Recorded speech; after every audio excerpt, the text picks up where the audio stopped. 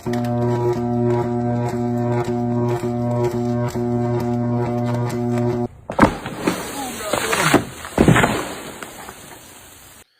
some tremendous damage. We're going to look at all of that, plus the record cold here and the blizzard in the Northeast. Traffic snarled, air travel, and we're going to take a look what's going to happen in the next couple of days.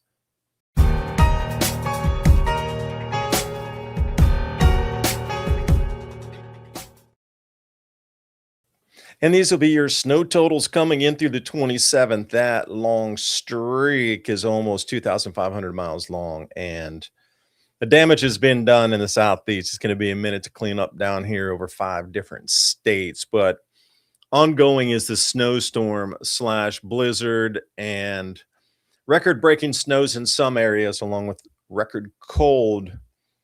Taking us through the 27th here and 28th, this is accumulated snow totals getting around, 20, 24 inches, a couple feet in some areas. And as we gravitate more to the New England area, we start to get into these deeper snows where it's either all red or trending into the whites and the teals at 2 foot plus.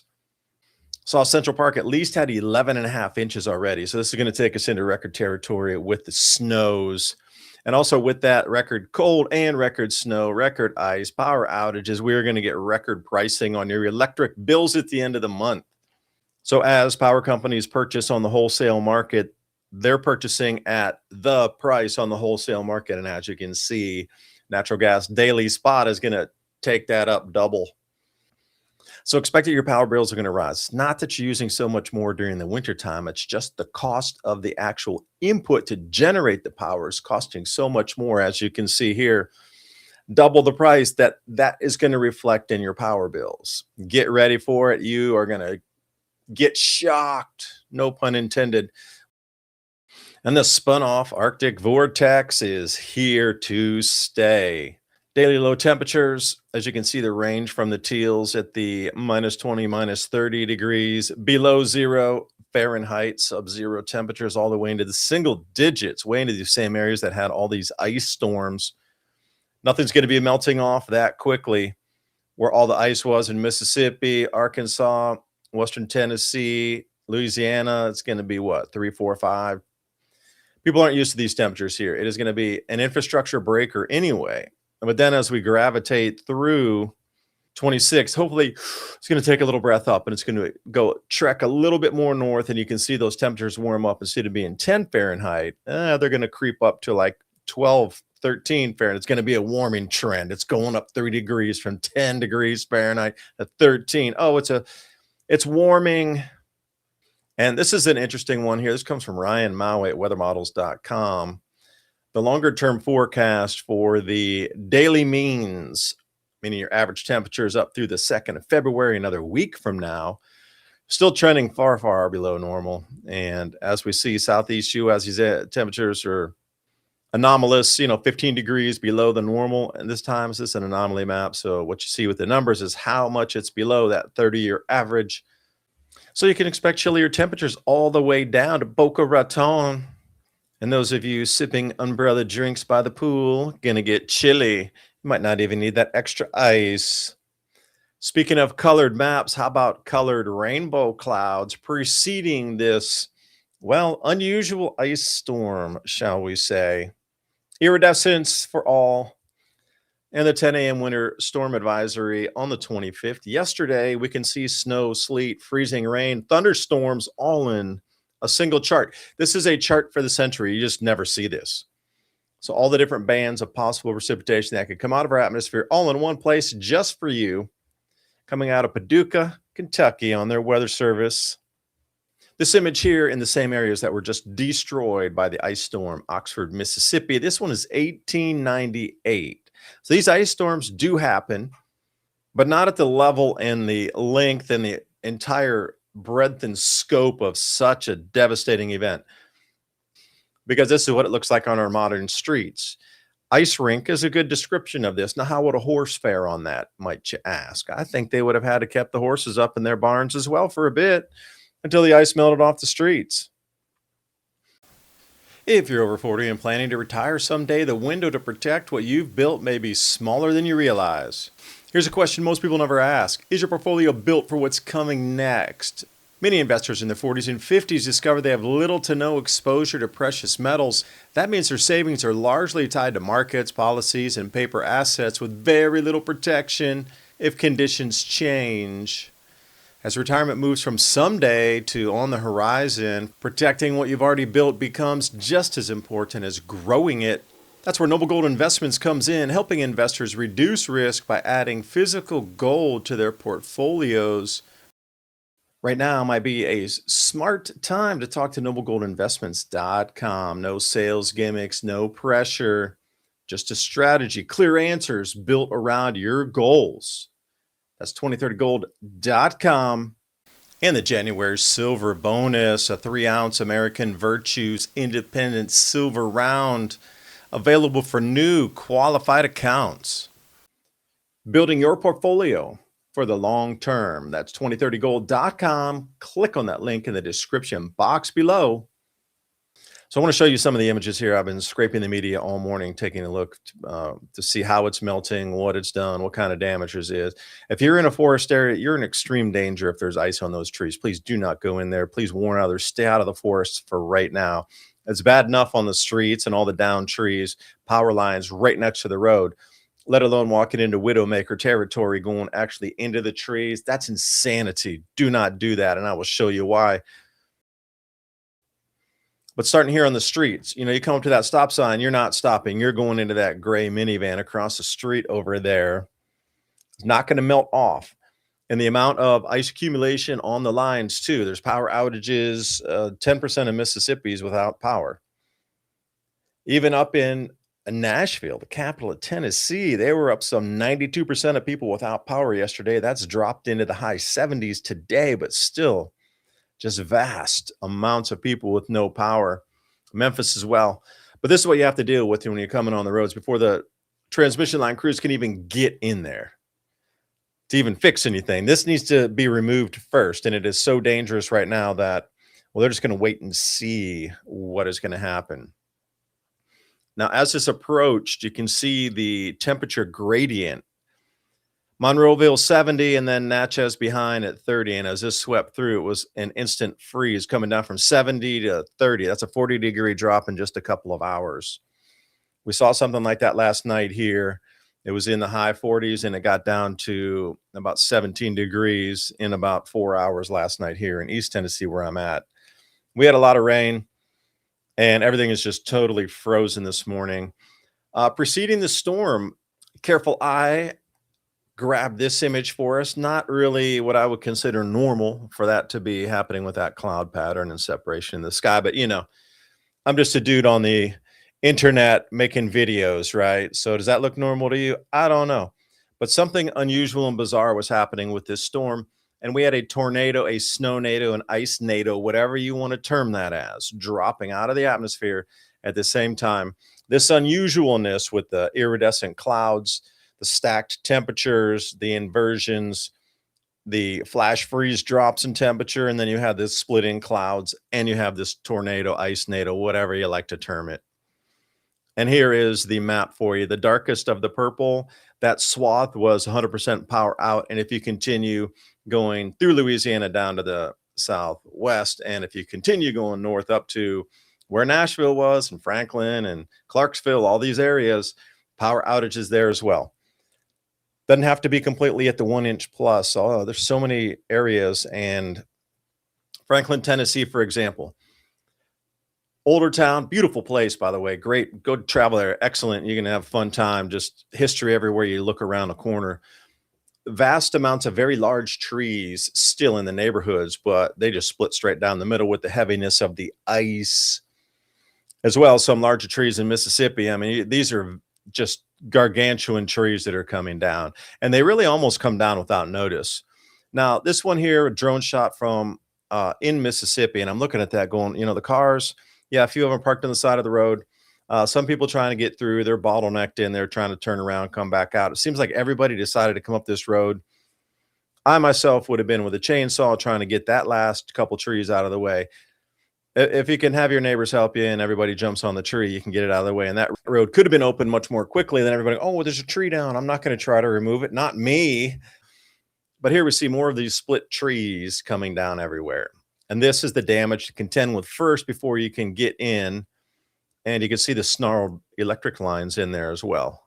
Could be telephone cables. Really hard to determine what that is coming off the main into the house. But this needs to be cleaned up first. And if you think that is something to contend with, then in the cities themselves, like I say, downtown Nashville, Franklin, any of these, cities, and then right around Oxford, Mississippi, where Old Miss is. I mean, it's a historical storm.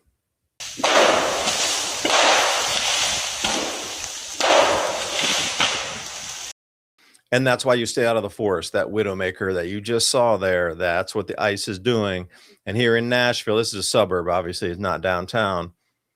But so many trees are down on the road and so many power lines are down. It's just so dangerous to be traveling right now with live lines and ice on the roads. And I'll bring you another one filmed out of a backyard.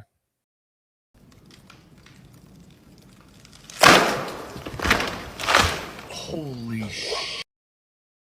That's why you stay out of the forest.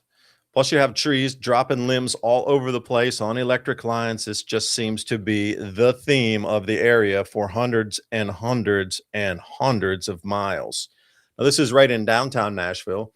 So you can imagine what type of ice weight it would take to split a tree directly in half like this.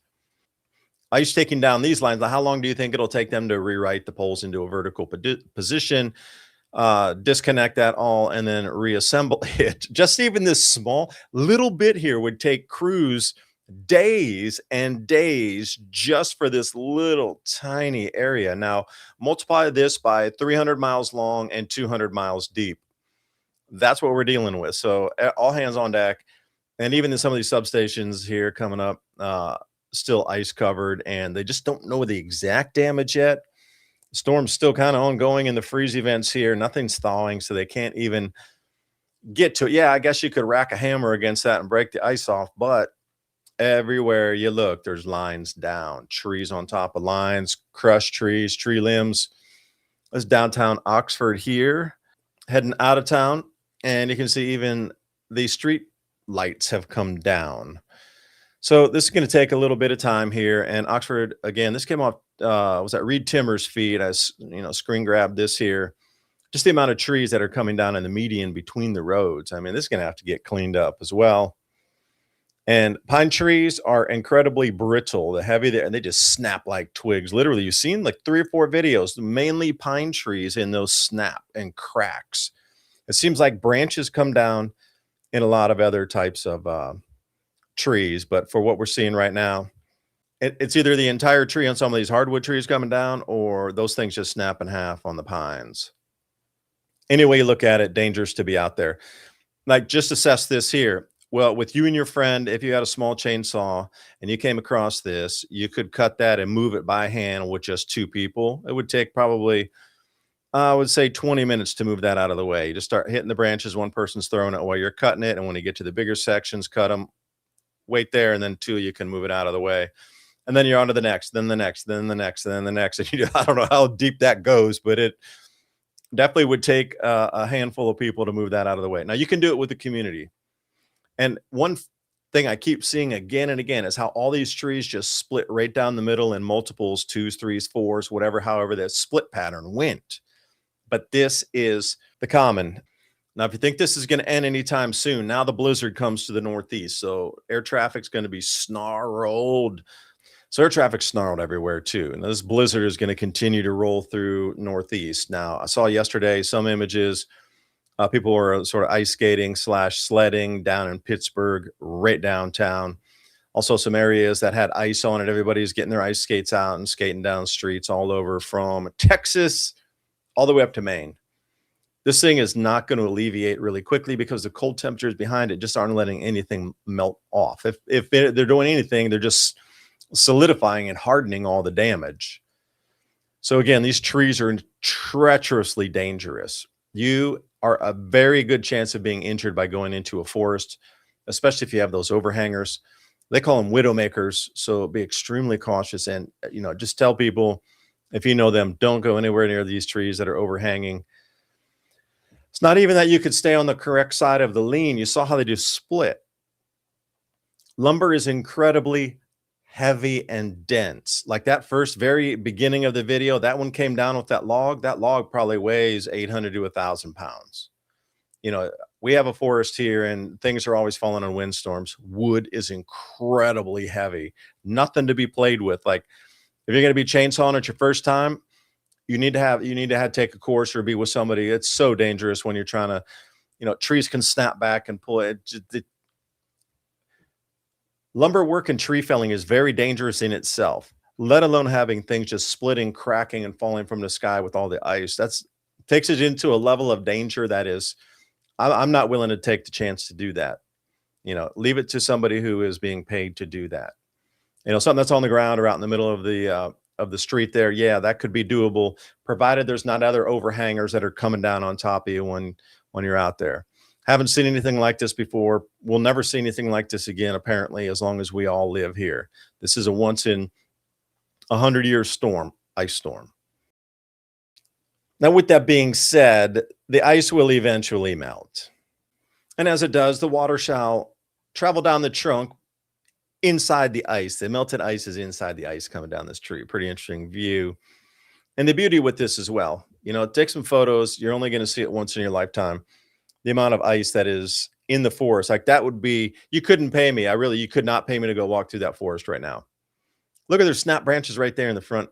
And then that tree is almost about to collapse and there's already snapped in half. I can't imagine how much fire hazard that's going to be in the year as all those snap branches are just littering the forest floor.